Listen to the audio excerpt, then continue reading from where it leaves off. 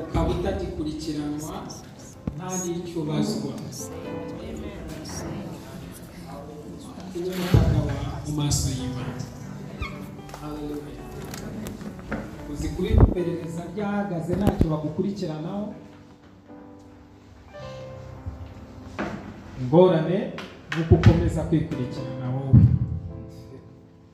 kugira ngo ukaba wumva wakwifata ukitwara ukavuga uti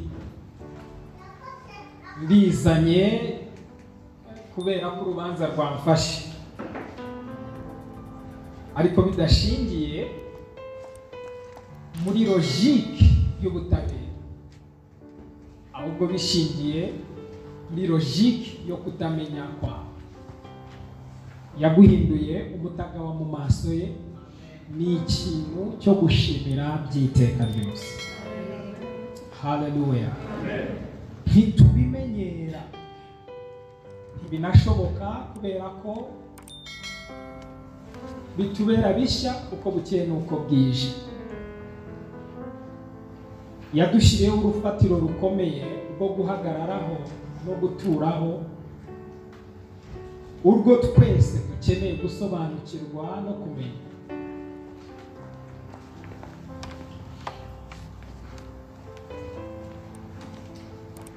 Dukeneye kwiga rwose, dukeneye gushinga imizi, dukeneye gukura mu kuri kwamaze kuduhabwa, kuko twese tudakeneye kuguma turi abana mu buryo bumwe cyangwa se ubundi, ahubwo iby'umumaro ukomeye ni ugukura kwacu no kuzamuka kwacu, kuko nibwo tunezezwa n'ibiragwa byabazwa bera ariko baturamo gusa ahanini iyo bakuze.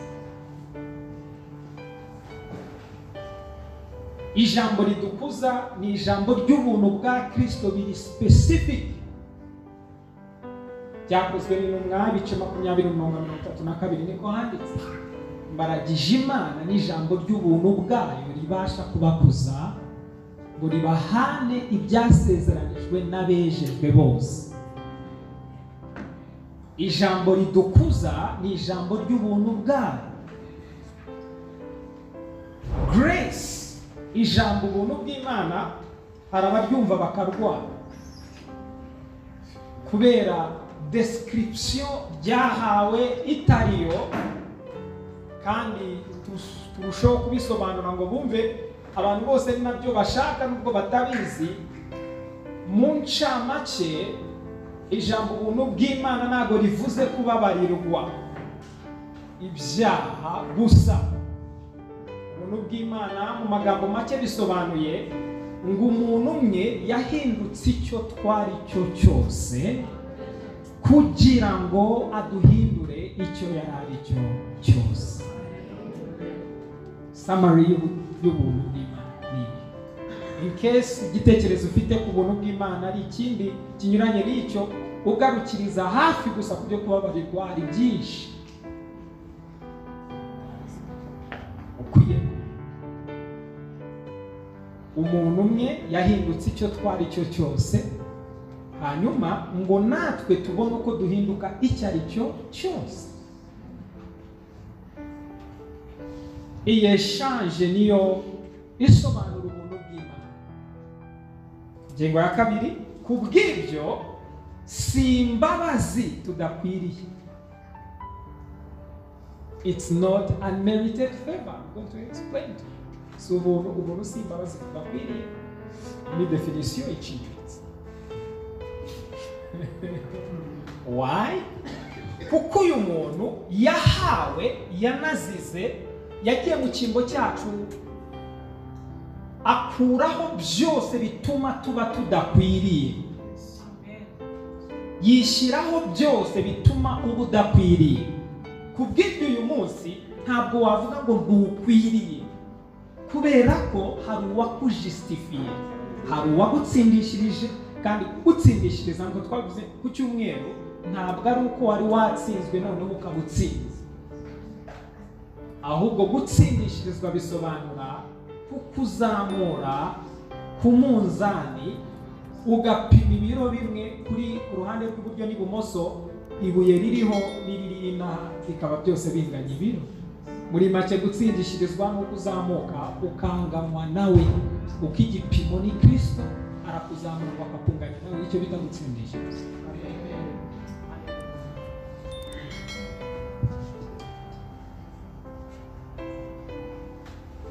Icyo nicyo cyari kizwi mu itorero rya mbere, ni nacyo abasingiye abachurch fathers bakurikiyeho bari bazi. Barushaho kubisobanura ngo bumvishe ubuntu bw'Imana ko ari exchange yaho, God became us so that in him we may become what he is. Imana yahindutse twe kugira ngo muri Kristo muri yo duhinduke ikiricyo. Iyo yari statement yoroshye abitorero rya mbere bose bari bazi, niyikubiyemo amabanga yose y'ubuntu bw'Imana.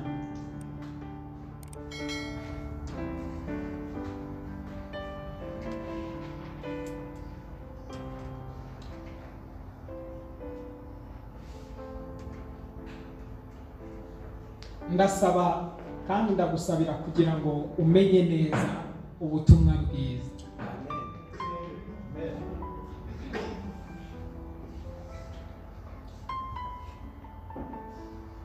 Bivugwa ko hagati y'amatorero 12 na 15 urugero muri Amerika asenyuka mu mwaka. And why? Kandi yarakomeye. N'ibindi zose zisigaye zasenyuka. That's the truth. Kubera ko igikwiye gusenyuka, ikidashobora gusenyuka ni itorero. Itorero rya Kristo rishobora gusenyuka, ariko amato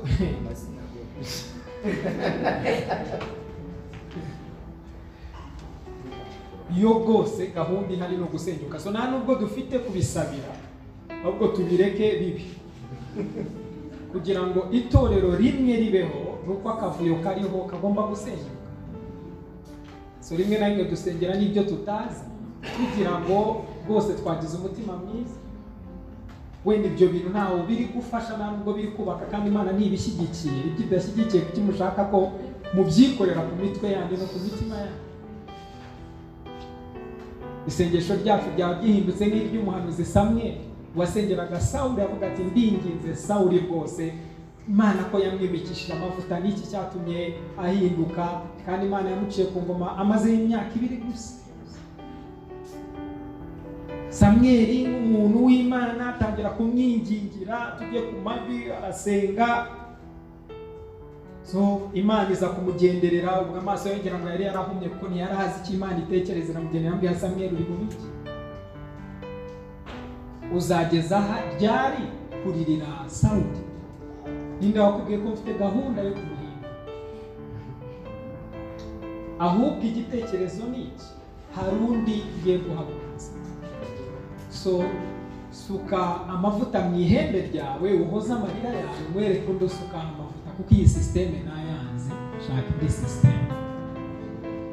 Icyo Imana idashaka niyo system yose idafite ayuriye nawe nubwo ifite ishusho ye. Icyo Imana ishaka ni systeme nshya y'ukuri y'imbere, kuko Dawidi yari umuntu umenetse umutima, niko tubwirwa. Kuko icyo Imana ishaka kiri so deep, kuko abantu bikigiye bose bari hanze, batekereza ko ibintu ari hanze, ari ibintu biri external. Mu gihe yimuraga amategeko ayashyira muri twe, mu gihe yimuraga ubuturo bwayo abushyira muri twe, mu gihe yimuraga urusengero abushyira muri twe, twe turasa. Icyo kiguha igitekerezo gikomeye kikwereka ngo bantu b'Imana, ibigaragara ni 1% cya reality. Ibyo mubona byose bingana na 1% kubiriho. Ibiriho byinshi bigaragara. Urugero, iyo uri gutekereza ntituba turi kubibona. Nk'ubu dushobora no kuba twicariye aho witaye, ariko inyuma kuko tubona ugaragara turi limited cyane. Hari ibice gice turi kubona, ariko igice kinini wanagiye pe. You see, igice kinini ni kitagaragara. ufite ubwonko mu mutwe wawe ariko ntububona. Hari ibikugize n'ibikugize biri imbere nta nubwo bigaragara, ni nabyo bikomeye.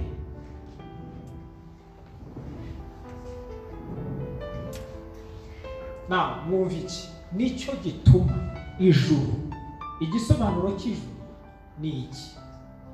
Ni realm, ni ikirere gitegeka isi. Ni ikirere kitagaragara gitegeka isi igaragara. That's heaven. Imana yabanje kurema ijuru, then isi. Isi itegekwa n'ijuru. Bibiliya itubwira ko turi hehe mu by'ukuri uyu munsi wa none? That means gutekerezaho ko isi iba domine nawe.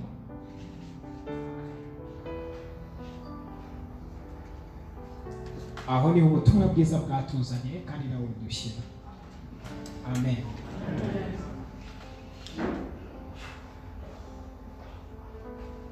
Hari inkuru idasanzwe tubona hano muri Luka igice cya 18 31 kugeza 34. Umuhanuzi yahanuraga iki, yavugaga iki gifite aho gihuriye natwe uyu munsi wa none, kuko icyo ndi gukora no kubafungura amaso kugira ngo mubone, kugira ngo tubone icyo aho ibintu byavuye, aho biri naho turi. So nk'uko twabisobanuye hano muri Matayo, Mariko, Yohana, Luka, ibi tuvuga muzasanga bitari common, bitazwi cyane, bitari ahantu henshi, ahubwo ibintu byose byapfiriye mu iterura, ariko iyo ubyumvishije uburyo bikurikirana nibwo ubona umucyo wose w'Imana yashakaga irema isi, ikurema uyu munsi n'ahazaza. So mu itangiriro kugeza muri Malaki dufite Yesu Kristo ariko ataraza. Tubonamo Kristo ataraza, ariko hano tugiye gusoma ni muri Luka. Yesu yari yaje, ariko nubwo yaje ntarasohoza umurimo we, ahubwo byose biracyari mu buhanuzi. Amen. Muri hariya Luka aho turebye, reba uko handitse ngo Yesu yihererana nabo 12, arababwira ati dore turazamuka tugiye Yerusalemu, kandi byanditswe n'abahanuzi byose bizasohora ku mwana w'umuntu. Murebe icyo ari kuvuga ngo nitugiye Yerusalemu nibwo ibyanditswe bizasohora ku mwana w'umuntu. N'iki yari agiye gukora i Yerusalemu? Kugira ngo ibyanditswe bisohore. So meaning uyu Yesu yaraje kugira ngo ibyanditswe bikore iki? Bisohore. Kandi yagombaga kubisohoza ku gasongero kabyo, ariho ari kutubwira agiye. Aravuga ngo azagambanirwa mu bapagani, azashinyagurirwa, bazamukoza isoni, bamucira amacandwe. So umuhanuzi yari yarahanuye ko ibyanditswe byose bigomba gusohora kugira ngo muri we bisigare ari amen. Hanyuma ariko agomba kubisohoza. Yesu aje ku isi, aje gusohoza ibyo akwiye gusohoza ku bwacu uyu munsi wa none. So Yesu hano baratubwira ngo azagambanirwa. So icyo ni kimwe mu bimenyetso ariko abigishwa be ko agomba kugambanirwa, bye kubatangaza mu bapagane, azashinyagurirwa, bye kubatangaza, bazamukoza isoni kandi bamucire amacandwe. Byari byose bishingiye cyangwa bigomba gukora umurimo wo gusohoza ibyanditswe byose, ibyahanuwe byose. Hepfo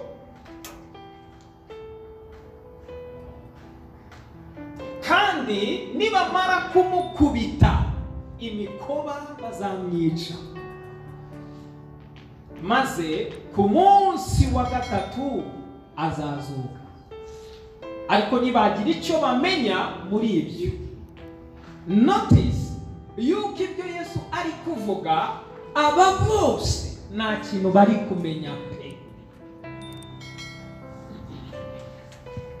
Ariko nibagira icyo bamenya muri ibyo, kuko ayo magambo bari bayahishwe, ntibamenya ibyo babwiwe. I want you to see periode y'imyaka 3 n'igice abantu bari ku gihe cya Yesu including n'intumwa ze, amagambo Yesu yavugaga yarabahishwe. Ibi bintu byari too much.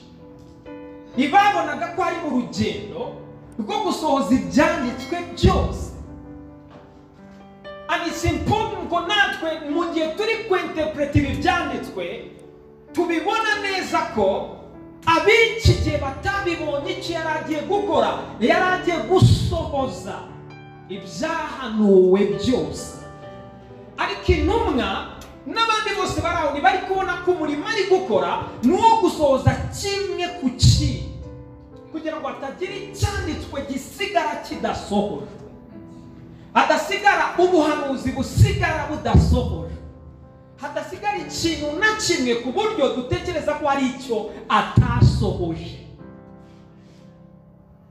Murabibona kubera icyo abantu benshi bajya impaka ariko umusaraba avuga ngo byose birarangiye. Abantu benshi kuko badakurikirana chronology yuko byatangiye naho bigeze n'impamvu ari kubivuga, muravuga ngo byararangiye, they have no idea. Kuko umuntu biramworoheye gutuka icyo atazi, atanumvishije agasuzugura ibyo kuko atumva ibyo ari byo.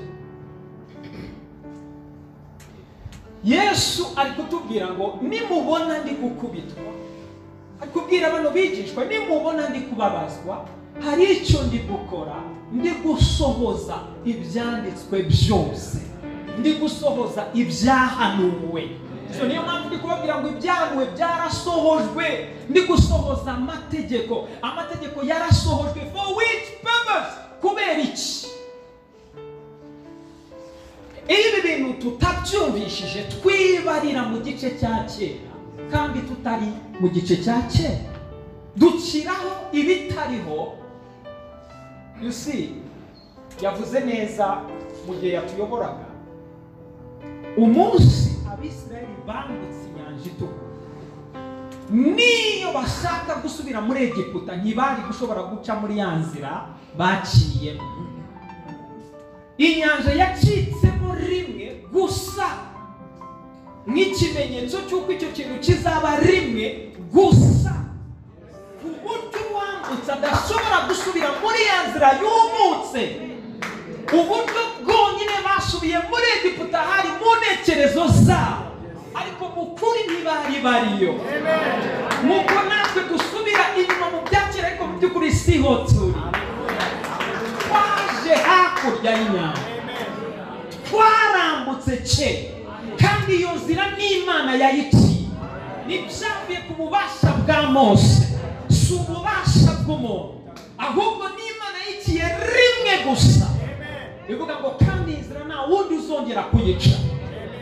Farawo yashatse kuyica kugira ngo ni ibintu byoroshye, kuko Imana iyo yashaga yerekanaga ibimenyetso by'uko inzira idasanzwe uyicamo urimo wambuka hakurya utagaruka, atari ukuyicamo hari aguteye ufite umujinya n'uburakari hano abantu ukurikirana.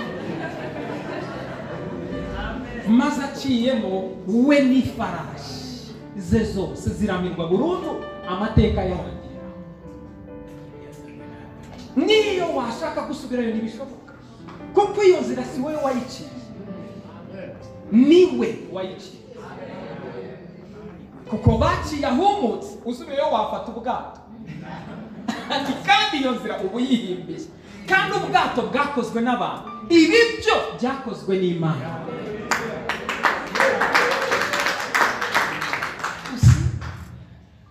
Inzira niwe wari ugiye kuyica ku musaraba, kandi iyo akaba ari we wenyine uyiciye, hatarundi wabasha kuyica. Abantu benshi basuzugura umusaraba kuko batawumva, nibazi mwumve ni naho rufatiro rw'ibi bintu byose by'ubukristo. N'akavuyo kose gahari ni ukutumva ireme n'imbaraga z'umusaraba twawuvuga bukiye, kuko niwo abantu bose bakwiye gucungurirwa. Amen.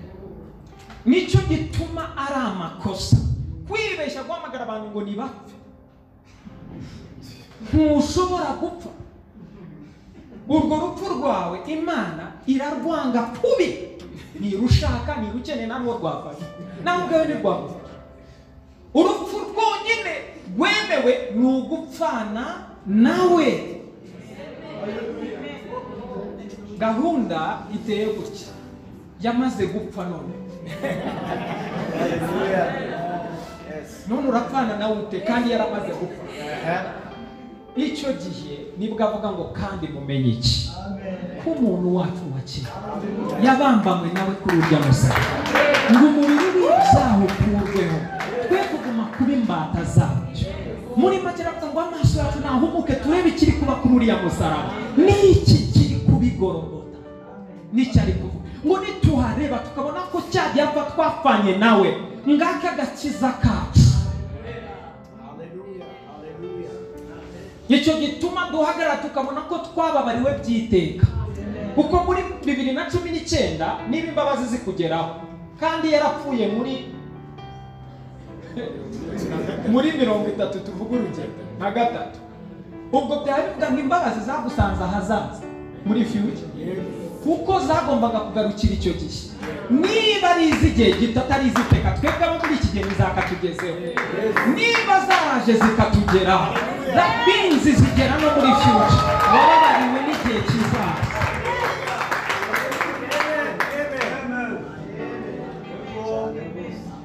Sino ab'icyo gihe nibo bari kuba barigwa gusa. Ni gute ibyo bintu bitugiraho imbaraga uyu munsi ukambwira ko atari iby'iteka ryose?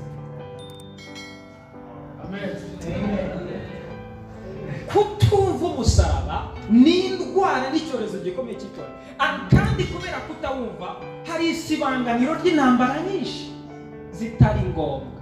Kandi umwumvisha umusaraba bakundwa, ahinduka umwizera w'imbaraga, ahinduka umwizera uri special, ahinduka umuntu wuzuye. Ntabwo aducungura ngo tugume hasi, aducungurira kudutandukanya n'icyo twagizwe cyo tutabigizemo uruhare, ngo tugire ikindi gishya tutashyikira ku bwacu. Kandi yamaze kubikora, amaso yacu nahumuke abona aho turi, twiyakire, twemera abo turi muri Kristo. Hallelujah. So yagombaga kubisohoza gute? Kumusaraba agiye gupfa ngo ibyo byose bisohore bikumbe.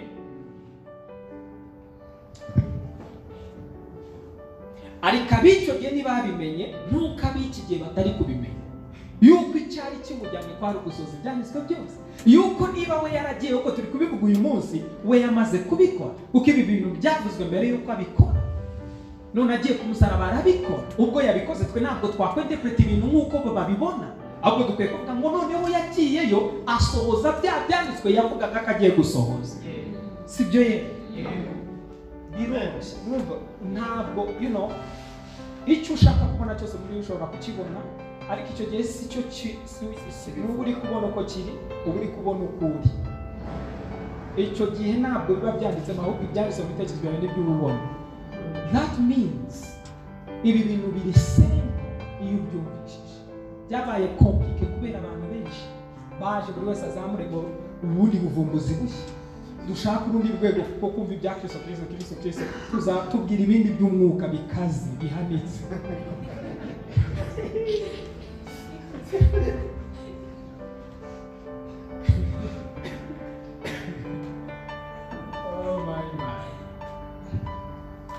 Kubera ko batekereza ko Yesu ashoboye. Jesus Kristo Yesu ni ihuriro ry'ijuru n'isi. Umubiri we uri mu isi, icyo byavuka, ariko yari Imana. So ni kombinezo y'ijuru n'isi mu muntu umwe. Ikiruta ijuru n'isi yamenta ni iki? Ariko kutamwumva nicyo kibazo. Nawe iyo duhindutse nawe, natwe duhinduka kombinezo y'ijuru n'isi. Part of us turi mu isi, yindi part ntabwo turi abantu basanzwe. Nicyo bivuze. Uri we wese kandi hano, ibindi byose uribeshyera. Uko niko kuri kw'amakuru yawe.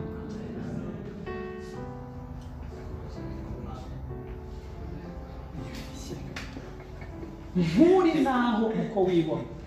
Isengesho ryawe iyo urikora, nta nubwo uri kurikorera aho wicaye.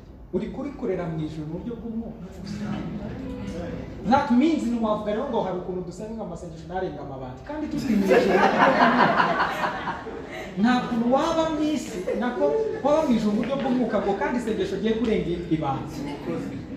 Ntiwaba muri Kristo ngo kandi you know how muri kubona ibi bintu bita bihindura ibintu byose, bihindura uko usenga, uko utekereza, ibintu byose bita bihindura filozofi na teoloji yawe. Amen. Kristo niwe uhinduka logike y'uko ubona ibintu, ugahita ubona ibintu byose bihindutse. Iyo utaramubona gutyo uba ufite byinshi ukigorwa nabyo bitari ngombwa. Mubaza ibibazo bya Danieli, hanyuma se kuki yasengaga minsi 21 n'ibindi nk'ibyo.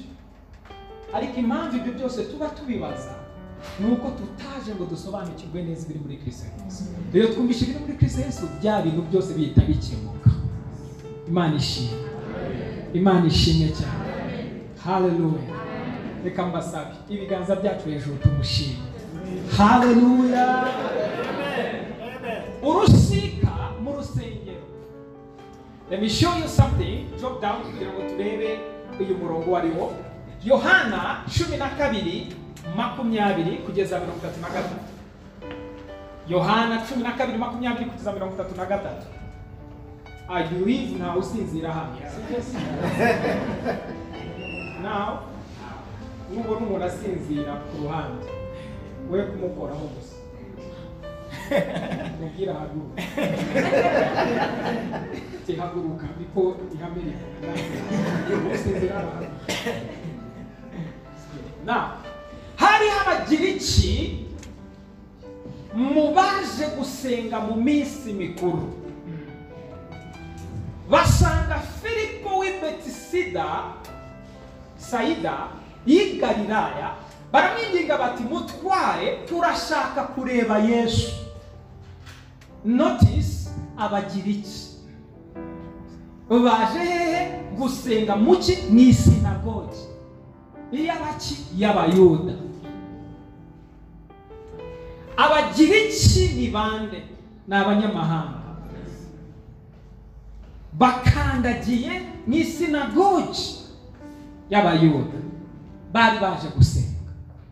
Reba icyifuzo cyabo, basanga Filipo w'i Betsaida y'i Galilaya, baramwinginga bati mutware turashaka kureba Yesu. So I ask you a question. Yesu yaje muri urwo rusengero, then harimo abagiriki nabo baje gusenga, ariko ntibafite access kuri Yesu, ahubwo basanga Filipo, barabwira ngo Filipo dushaka kureba Yesu. Reba, Filipo araza abibwira Andereya. So na Filipo bamugejeje amakuru, nawe aragenda ashaka Andereya.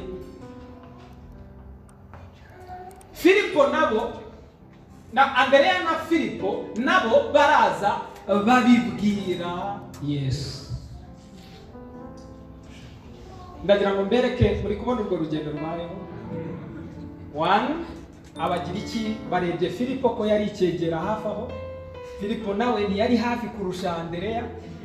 Filipo araza abwira Andereya ati se twajyanyeyo. Hanyuma Andereya na Filipo bajyayo, bajya gutwara icyifuzo cy'uyu munyamahanga. Abagiriki bari benshi. Yesu arabasubiza ati reba, which means mwumve.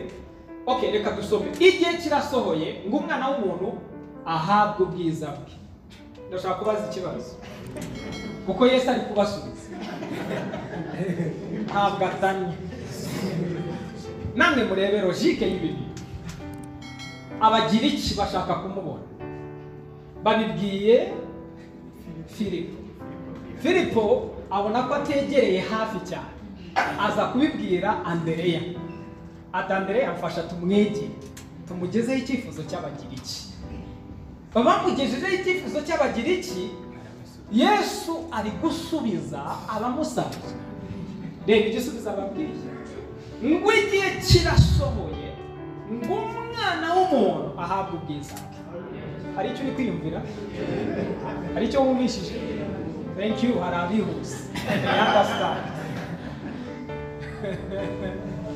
So urumva ari ukuntu twasomaga iyo suse tukavuga tuti Yesu yari gusubiza nyine asa nk'ugukasa, adashaka kugusubiza, kumbe yaba adasubije ahubwo ko yabaye interprete nabi, tumwumva ko hari ukuntu abagukubise hari atitaye ku kiri kubaza. Ni mpamvu ushaka ko mureba iyi chronology kuko irimo ubutumwa bwiza. Amen.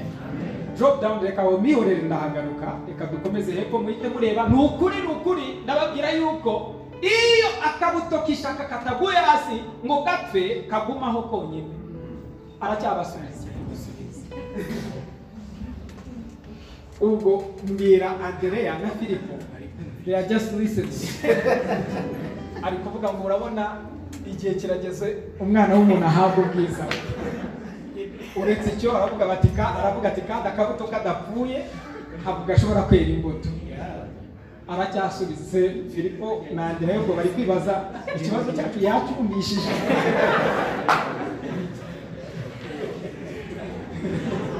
Uyu mukiza ikibazo cyacu yacyumvishije cyatugisubiremo. Ubwo batekerezaga maybe bagisubiremo, akomeza kuvuga. Ariko uwanga ubugingo bwe muri iyi si azaburinda ageze ku bugingo buhoraho. Umuntu nankorera ankurikire, kuko aho ndi n'umugaragu wanjye ariho azaba. Twasimbutse? Alright. Nukuri nababwira yuko iyo akabuto kishaka kataguye hasi ngo gapfe kagumaho konyine, ariko iyo gapfuye kera imbuto nyinshi. Ukunda ubugingo bwe arabubona. Aracyavugana na tekereza watwaye icyo cyifuzo akikubwira ibi byose. Ukunda ubugingo bwe arabubona. Ibi bintu bisobanuye iki? Ariko uwanga ubugingo bwe muri iyi si azaburinda ageze ku bugingo buhoraho. Ni iki bivuze kwanga ubugingo bwawe? Ni iki bivuze gukunda ubugingo bwawe ukabubura, no kwanga ubugingo bwawe kubwe ukabubona? Umuntu nankorera ankurikire, kuko aho ndi n'umugaragu wanjye ari hazaba. You see? Aravuga ati shaka kaho nzaba ndi ariho namwe muzaba muri. Ibi bintu yari atarapfa ngo bibe. Uyu munsi ntabwo ari icyifuzo, ahubwo ni icyamaze kuba. Wahari niho natwe turi.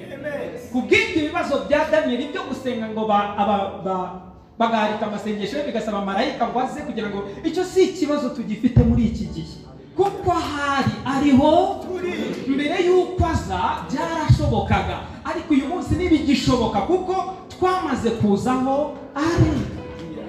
Ibyoroshye ye muri Kristo ibintu byose bihita bisobanura. Amen.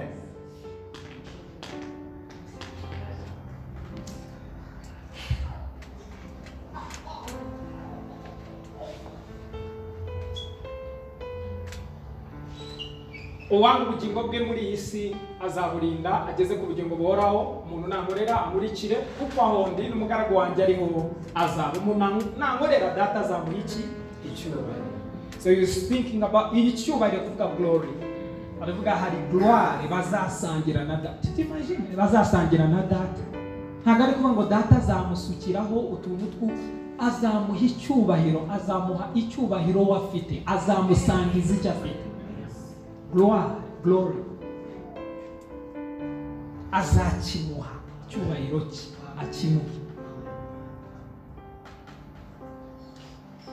Indeed, yarangiza aravuga ngo Yesaya yarahanura. Aravuga ngo ibyo ntekereza ibyo nibwira atari byo mwibwira. Nibyo nibwira atari byo mwibwira, ibyo mwibwira si byo n'ibindi zirazajya sizo zirazana.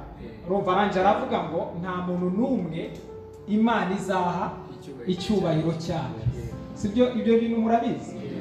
What does the context deal with? Context dealinga n'iki? Ibigirwamana that was addressing to. Uko icyo gihe arimo avuga ati sinshobora gusangira icyubahiro cyanjye n'ibyo bigirwamana. He's not talking about you. Nta nubwo ari kuvuga uko gahunda ye kwari kubigusangiza ahubwo. cy'Imana itasangira icyubahiro nacyo ni ibigirwamana. Nicyo Yesaya yahanuraga muri context yose, kuko Yesu yaravugaga ngo ubwiza wampaye, yes, nanjye nibwo mbahaye. Icyubahiro nahoranye kera, icyo yahoranye kera nicyo yadusangije, nicyo bivuze kuba umwana. None ubwo byaba bivuze iki? Byaba bivuze ngo icyo cyubahiro cye arakidusangiza. So nta nubwo uri kukiba, urumva niba yakiguhaye at least nturi kukiha, nubwo uri kukiba, ahubwo uri kucyakira. Amen. Amen. Oh Jesus.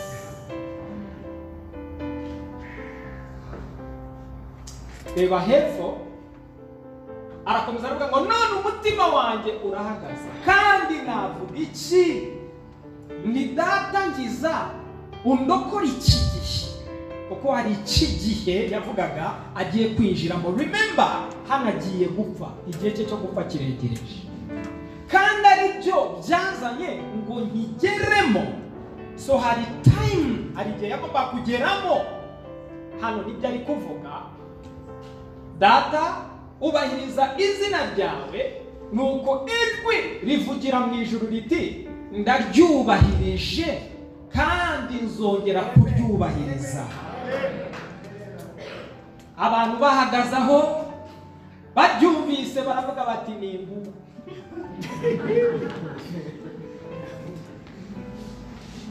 Again, nisubiremo, mumaze kwibona yuko Imana ishobora kuvuga ukumva inkuba. Watifu zino nkuba tujya twumva wenda ari Imana ibiri kuvuga.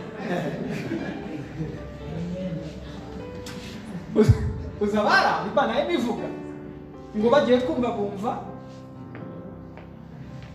Imana. Amatwi yacu akwiye kumva ijwi ry'Imana. We kumva inkuba, Imana iri kuvuga ibindi.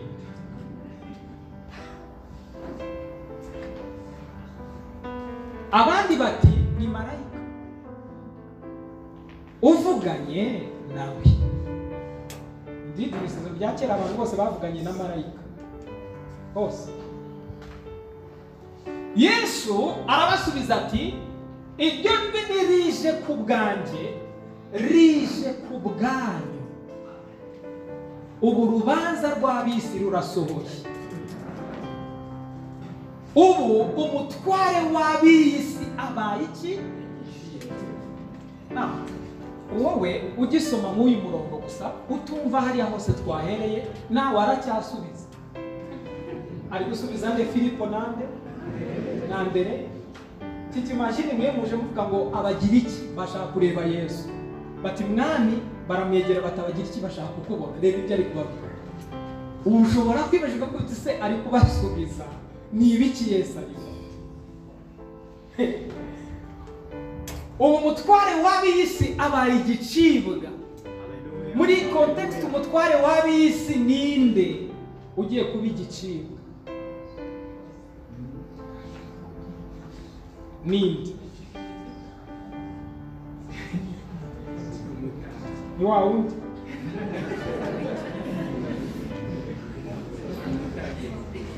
Ninde mutware w'ab'isi hano? Abaye iki?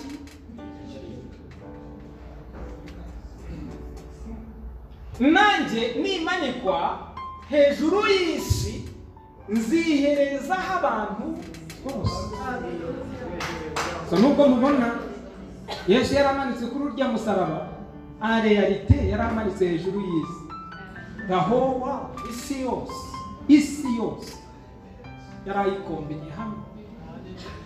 Ngo namanikwa hejuru y'isi.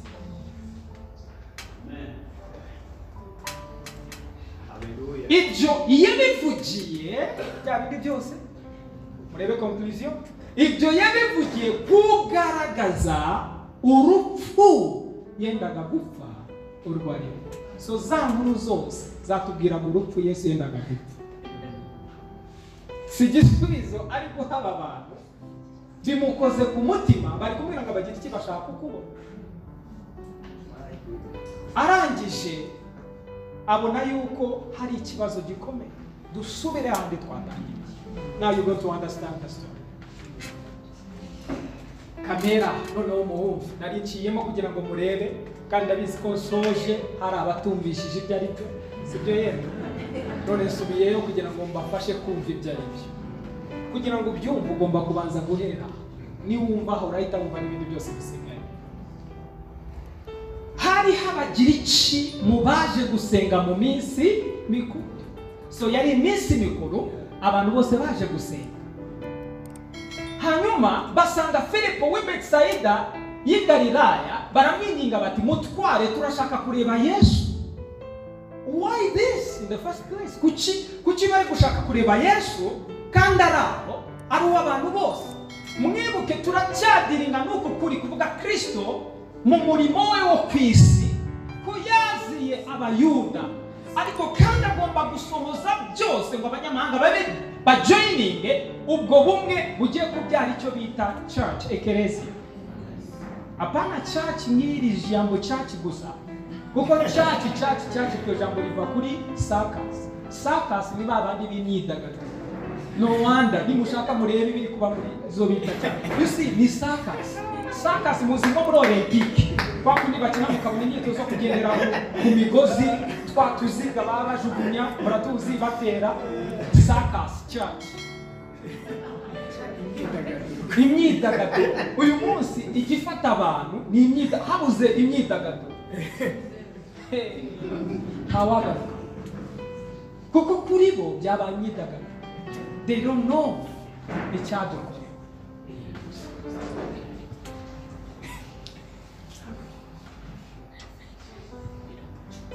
Niki cyabaye hano kuki babagira iki badafite nax urabona ni niyo mpamvu bakundwa iyo turi gusobanurira ibintu kimwe cyo shaka mubona niki none kuvuga ngo ibi biratureba tuguma hangaha biturebe none tugumya aha uhita ubona ko abagira iki bari mu cyiciro cyacu abitwa abanyamahanga bose nta nubwo bemerewe kwegera Yesu nta nubwo bemerewe kugirana ubusabane bari guca kuri Filipo ntabwo bari kumucaho kuko ari umwigishwa wa Kristo no n'indi mpamvu ikomeye ntibemerewe nubwo Yesu yaje ari ku isi ariko ntibemerewe kumubona byari bitarashoboka ni wumva ari kuvuga ibyo ari kuvuga azi icyo ari kuvuga azi n'ikiri kubuza ko bamureba direct hari urusika ruri kubabuza. What happened? Mu rusengero rw'abayuda rwubatswe si Imana yabibabwiye bisubiremo si Imana yabibabwiye.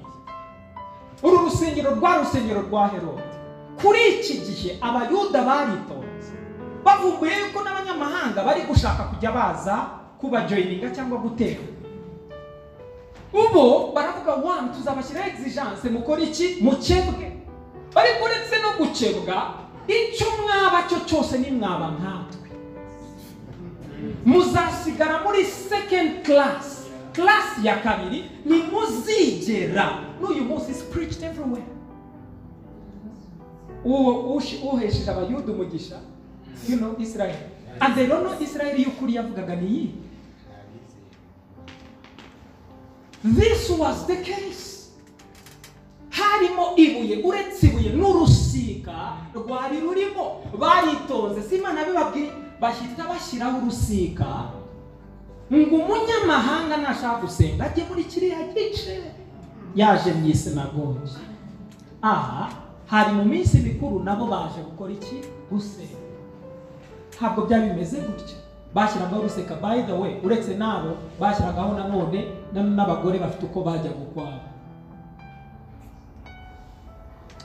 So women bagashyirwa ukwabo ariko bo kuko ari abayuda hafi aho ababo hari urusika ni hakurya rero nta munyamahanga wari wemerewe gutraversa ngo aze hakurya y'urusika aho Yesu ari mu bayuda.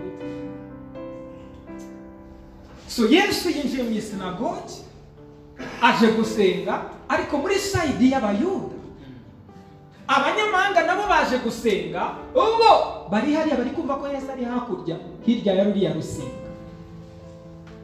That is why baje murebe noneho basanga Filipo w'i Betsaida i Galilaya baramwinginga bati mutware turashaka kureba Yesu. muri kubona ko badashobora kumubona, bagomba gusaba abangaba murebe uburyo mu mutugeza wenda ari protocole simbizi something like that. Maze Filipo araza abibwira Andrea na Filipo nabo baraza babwira Yesu bimukora ku mutima. You see, he was to fulfill something. Hari icyo agomba kurangiza atarajya ku musaraba n'ibyakunda. Nicyo gituma avuze ngo igihe kirasohoye ngo umwana w'umuntu ahabwe ubwiza. Igihe kirasohoye because ibi bintu bigomba guhagarara, ibi bintu bigomba kuva. Niyo mpamvu avuze ngo igihe kirasohoye umwana w'umuntu ahabwe ubwiza bwe buzane nabi iki gikuta kivemo. Otherwise ibi ntabwo bikwiriye ngo bamwe basaba abandi kugira ngo baze bandebe. Mwiye kuba w'isi yose ariko ndi gutwarwa n'amategeko muri iki gihe ngo mbanze nyasoze mbere y'uko ncungura nireza abari mu isi bose manitswe hejuru y'isi. So he's saying igihe kirageze, it has to happen. Bikwiye kuba ni kimwe mu byamumotivaga birimo ngo yihanganiye umubare w'umusaraba kubw'ibyishimo byamushyizwe imbere. Ibyishimo bye byari iki? Kubona isi yose hamwe ayicunguriye hamwe. Iyi division zimikavaho uyu munsi tugishaka gukomeza gushyira. Murebe abanyamahanga bose hamwe bari mu ruhande rumwe. Uyu munsi abanyamahanga biciyemo ibice bingana n'umubare w'abantu. And still ntibemerwaga bose, bashyizwe mu gatebo kamwe abayuda ukwabo. Drop down noneho reba ibyo ari kuvuga muri uwo mwuka niba muri kubyumva ni ukuri ndababwira yuko iyo akabuto k'ishaka kataguye hasi ngo gapfe kagumaho konyine. Ari kuvuga ni ngombwa kompfa, ni ngombwa kompfa meze nk'akabuto k'ishaka, ni ngombwa kompfa kuko nimfa nibwo ntazagumaho njyenyine. Icyo gihe ni mwese muzamumeze nkanjye, nta kizongera kubatandukanya nanjye, tuzaba ndi njyenyine muri karite gusa, twese tuzaba duhuje karite kuko ako kabuto k'ishaka kazabyara amasaka menshi. So bicyari kuvuga ni ukuri ndababwira yuko iyo akabuto k'ishaka kataguye hasi ngo gapfe. So I have to die, ngomba gupfa. So urupfu rwa Yesu ntabwo ari inkuru mbi. N'urupfu rwa Yesu rumeze nk'izindi mpfu, n'urupfu rucungura, n'urupfu rukiza. Sagomba gupfa kugira ngo ibi bintu bibeho.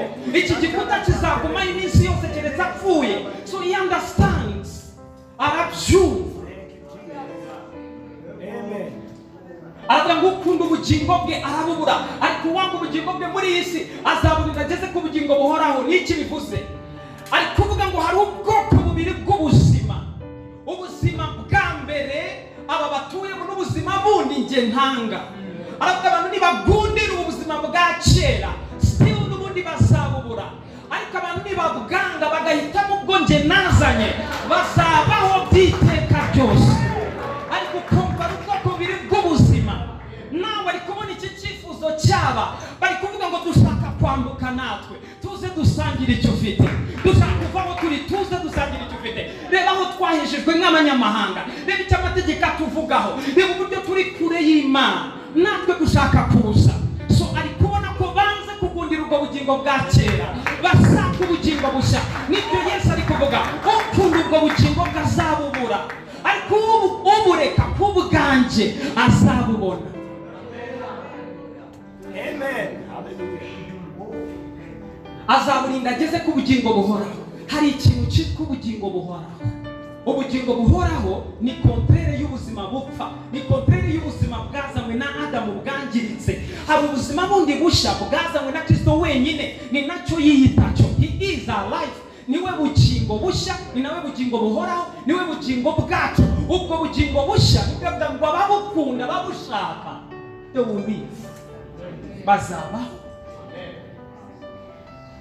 So umuntu nankorera nkuriki kuko aho ndi n'umugaragu wanjye ariho azaba. None muri kubona nshaka ko aho ndi nabo bahaba. Nshaka ko baza aho ndi, sinshaka ikinandukanya nabo, sinshaka ikihagarara hagati yanjye nabo. Aho nzaba ndi niho bazaba. this time ntabwo hazongera kubaho ikintu na kimwe kinsepara n'abantu banje. Niyo mpamvu nkwiye gupfa. Jesus. Hallelujah. Umuntu namurira data azamuha icyubahiro. Sari kuvuga iki? Azanasangizwa n'icyubahiro data yisangije kuva kera. Akagiha umwana wenyine, uwo mwana ngo agisangize abandi bana. Bityo basangira icyubahiro cya data kiri kutugeraho biciye muri Yesu. Kugira ngo dusangire the same glory imwe kuri karite na kantite imwe kuri urwo rwego. Nibyo Yesu ari kuvuga. You see, nawe ureba Andrea na Filipo. Mwibuke twasomye aravuga ngo ibyo byose byarabaga ariko badasobanukiwe. Nawe twebwe turi kubibona icyo ari kuvuga. Amen.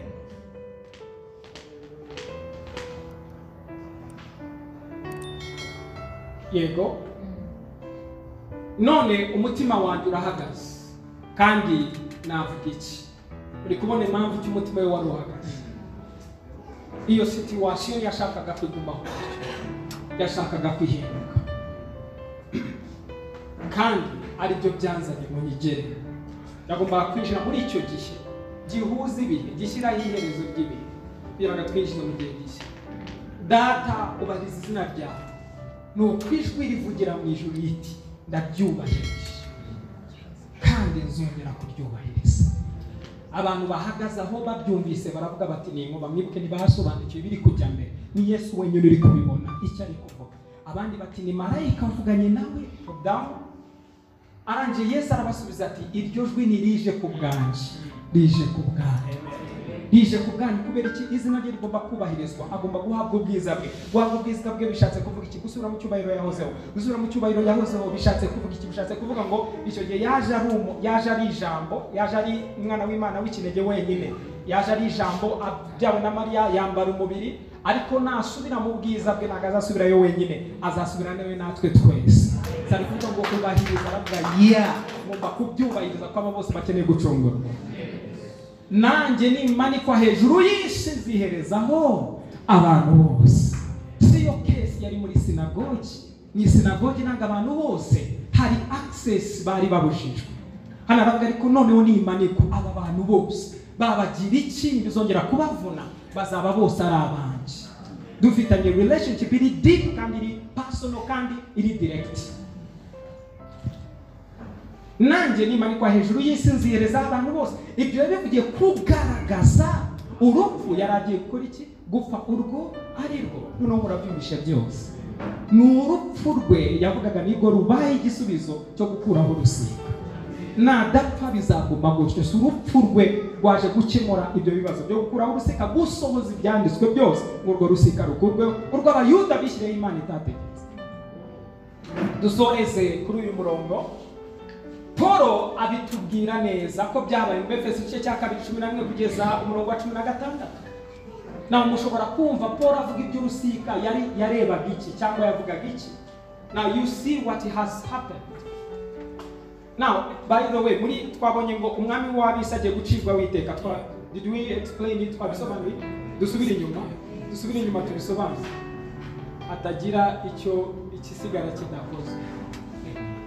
Now urubanza rwa nawe rero ngo Yesu arabasubiza ati iryo jwi nirije ku bwanjye, rije ku bwanyu. Ubu urubanza rw'abisi rurasohoye. You see, urubanza rwose ruri ku bisi rurasohoye. The end tugiye kurusohoza. Mwibuka ariko urupfu rwe, umutware w'abisi abaye iki? Again nari nabaje ngo umutware w'abisi muri icyo gihe ni iki? Kuko something is wrong. Murebe icyo gikuta. Niki kiri kubuza ko ibi bintu bikunda? Niki kiri kubuza ko habaho union? System ya mategeko. See, the law. People think, someone ni mutekereza neza. Ese umutware wabisaba igikiko kuko agomba gukora iki? Gushyira hasi icyo gikuta. Niki noneho cyashyizeho ko habaho gutandukana kw'abayuda n'abanyamahanga? The law, the system of the law. System ya mategeko. Umutware wabisi icyo gihe niko byari bimeze.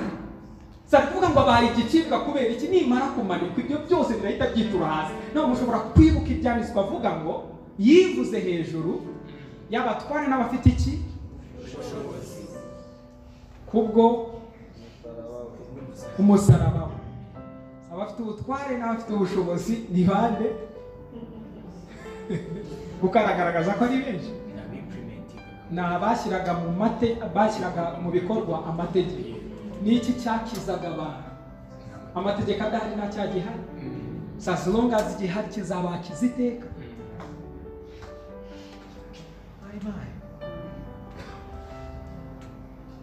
Umutware w'abisabaye igiciro kuko ari gutwarwa n'amategeko. This time ariko agomba gutwarwa nayo akayashyiraho iherezo, akayasohoza. Nanjye nimanikwa hejuru y'isi nziherezaho abantu bose. Ibyo ari bigiye kugaragaza urupfu yendaga gupfa urwo ari rwo. Rero verse ya nyuma, nuko mwibuke yuko kera. So hano ni Paul uri kwandikira Abefeso, turi mu gice cya kabiri.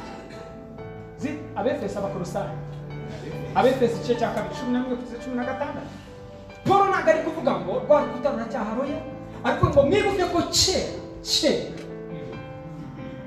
ni ryari Paul ari kwandika uru rwandiko. Hashize imyaka myinshi byarabaye. Paul yaje nyuma ari kwandika ibyabaye, ari kubisobanura.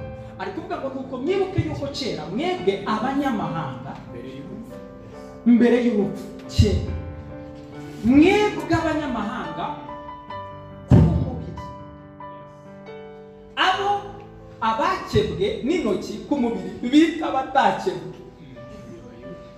Paul rero bavuga ngo abo abakebwe ku mubiri babita abatakebwe. Niyo tamu bafite nk'ijambo abapagani. Hari abantu barikunda kuri. Mwibuke ko icyo gihe mwari mudafite iki? Kristo. Mutandukanijwe n'Ubwisirayeli, muri abashyitsi ku masezerano y'ibyasezeranijwe, ari nta byiringiro mufite by'ibizaba, ahubwo mwari mwisi mudafite Imana rurema. Drop down.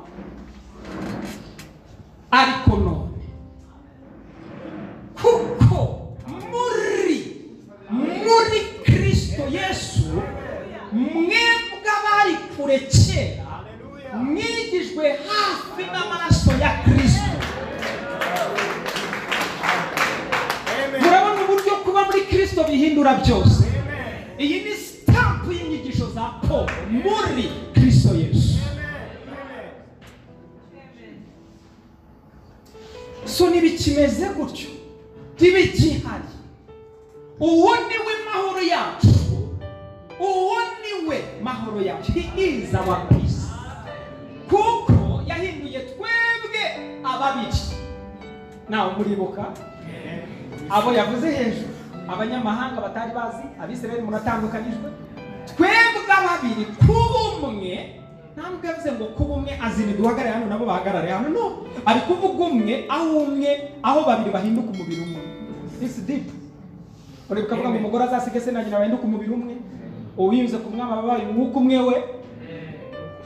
Ntabwo ari kuvuga we ni Imana, ari kuvuga Imana yazimiriye muri we nawe wazimiriye mu Mana, aho tubona icyaremwe gishya. Nicyo avuga ngo yadukoreye ku musaraba.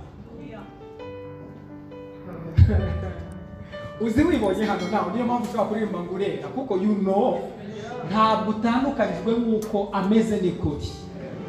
Amaso yawe yatangiye kubibona gutyo bitangira kugukoramo umurimo. Ibyo ngibyo bita ubuzima bw'icyaremwe gishya. Utabibona niyo yabivuga ate ntibikora. Mwigijwe hafi n'amaraso ya Kristo, uwo niwe mahoro yacu, kuko yahinduye twebwe ababiri kubumwe akuyeho ubwanzi. Twari wabisi yagombaga gucibwa mu iteka. Akuyeho ubwanzi, ariko rusika rwari hagati yacu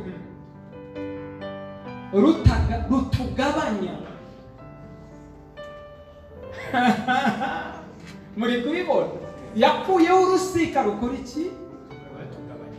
So hariho urusika rwagabanyaga Abayahudi ndetse n'Abisirayeli n'abanyamahanga. Nawe mureba aha amaze gukuzaho amategeko y'iby'imihango umubiri we, kuko umutware w'abisi agomba gucibwaho iteka.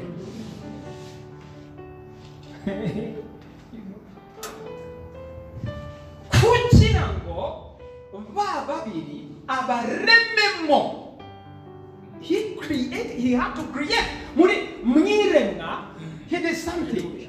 Mwizuka habayo kongera kuremwa. Ni nko kuvuga ngo hari ukundi kuremwa gushya kubayo. Ukuremwa kwa mbere kubyaye Adam na Eva. You see, Eva avuye muri Adam. Ukuremwa kwa kabiri ni ikindi kiremwa gishya kitigeze kibaho. Nibwo bwa mbere kigiye kubaho muri Kristo Yesu. So David avuze hano ngo kugira ngo ba babiri abarememo umuntu, it takes God.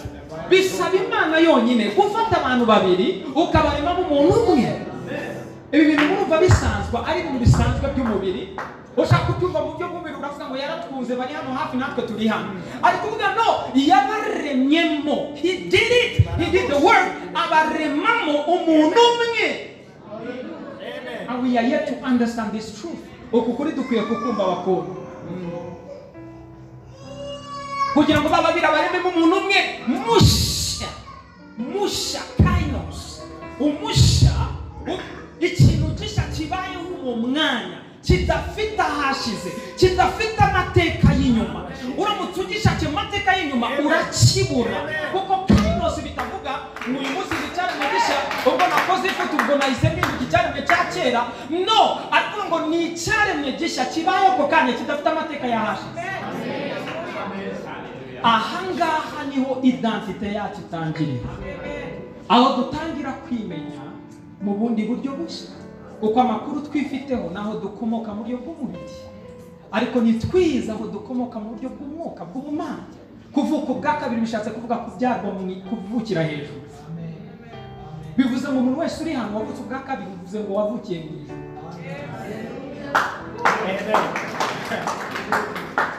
Yes, being born again is being born from above.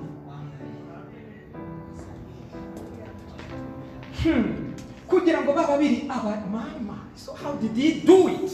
Yabikoze ati muri Kristo. So one man ararepresenta Abisirayeli, kurepresenta n'abanyamahanga. So umuntu wese ari muri uyu mwe. Nguko ari kurema ababiri abagira umuntu umwe. Amen. So muri Kristo harimo abanyamahanga n'abayuda, kandi ntabwo ari babiri baturanye, n'umwe. Icyo cyitwa icyaremwe gishya, ni creation yabayeho gusa igihe cya Kristo. We wind up turangiriza ahangaha kugira ngo babiri babiri abarememo umuntu umwe mushya muri we ngo azana amahoro atyo. So intambara turi gushyiraho hagati yacu n'abayuda ntayihari, itandukanye dushaka gushyiraho ntarihari. Turumwe kandi ngo bombi bagira umubiri, bombi abagira umubiri umwe. Ufata ute abantu barenze miliyari 7.5 ukabagira umubiri umwe?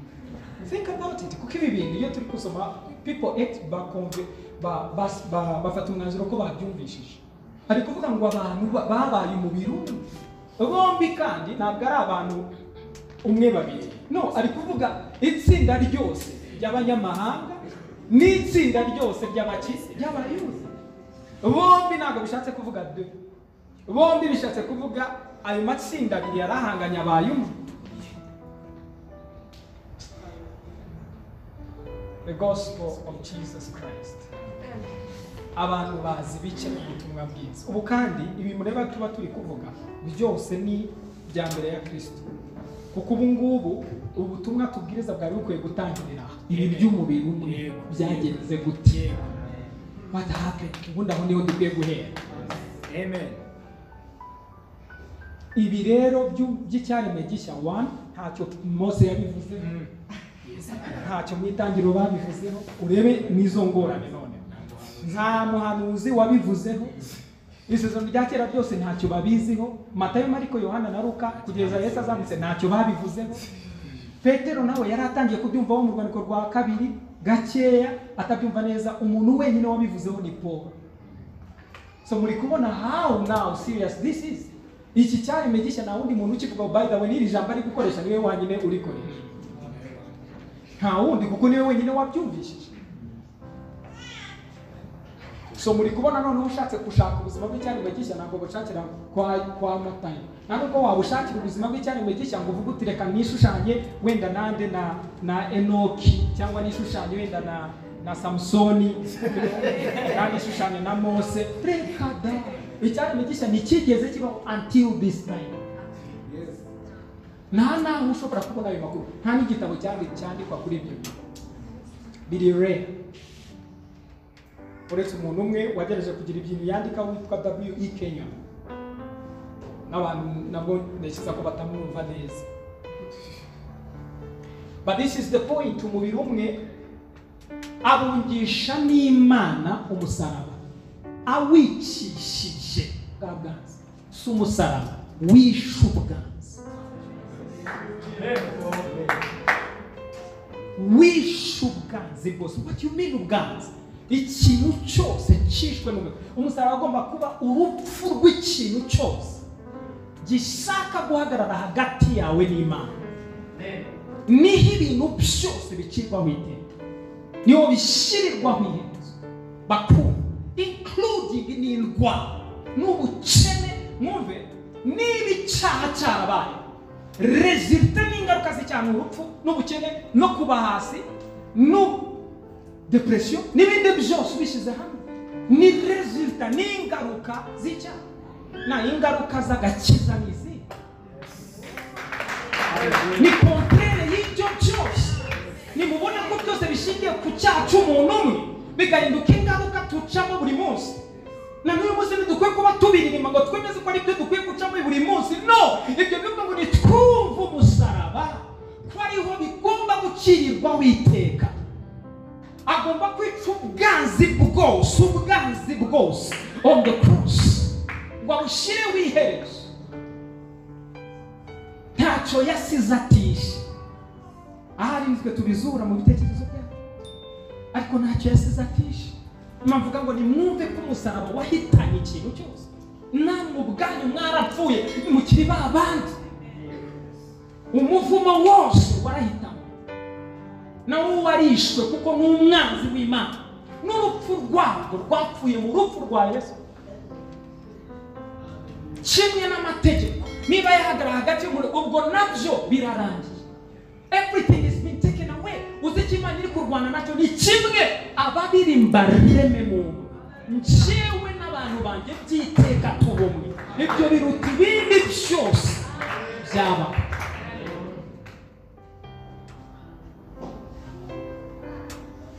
Amen. Ushimira.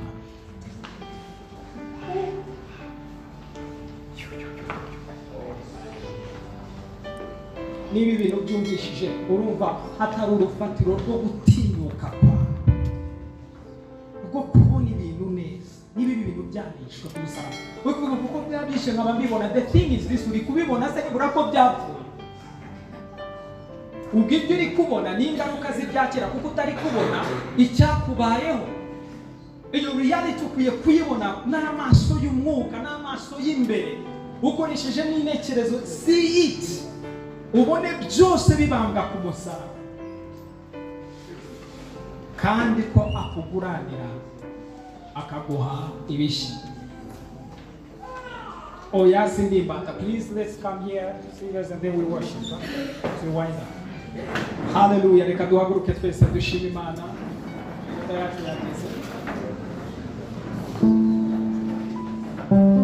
Niba uri kubyumva umusaraba wagukoreye ikintu gikomeye, umusaraba habereye ibintu bikomeye dukeneye kumva.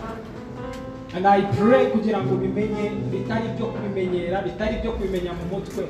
Hano hari agakiza kawe ubuzwe nabyo kuko niho byamanikiwe byose. Yishe ubwanzi bwose. Ni ikihe uri kubona kikurwanya? Ubwanzi bwose niba bwicira watagira icyescapinga nacyo ku musaraba.